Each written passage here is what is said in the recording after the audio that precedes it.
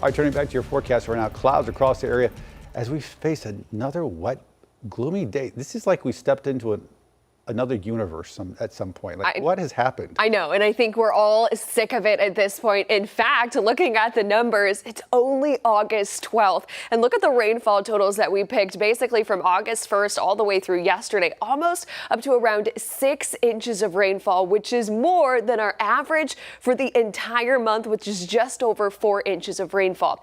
A lot of that fell yesterday. A couple of locations actually picking up over 2 inches of rainfall. That includes over towards Shelby, Gastonia, over an inch for Rock Hill, Chester, including Monroe, all the way over into Chesterfield County as well. We've got additional rounds of rain to go through as we head from now all the way towards the end of the work week, with some locations picking up an additional quarter to up to around an inch of rainfall on top of the rain that we've been seeing. So Doppler radar now, most of that rain action now along and east of 77, some of which are heavy at times and pushing to the east. Right now, New London, all the way down into Albemarle, Big Luck, Georgeville, all getting in on those heavy downpours. Also continues over towards Polkton and Ansonville. A little bit more consistent widespread rain as we go further off to the east, especially over towards Syrah and portions of Chesterfield County.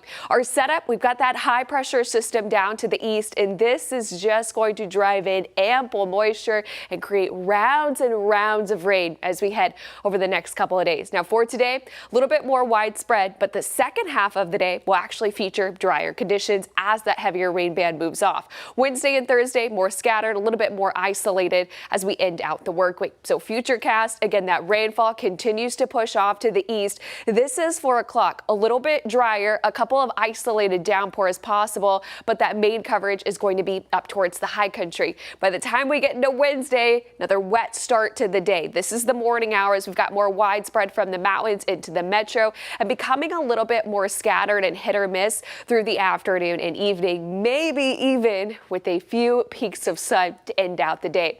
Now with this rounds and rounds of rain, well, we've got a low excessive rainfall impact from now all the way through about Thursday, as isolated or nuisance flooding still going to be a possibility.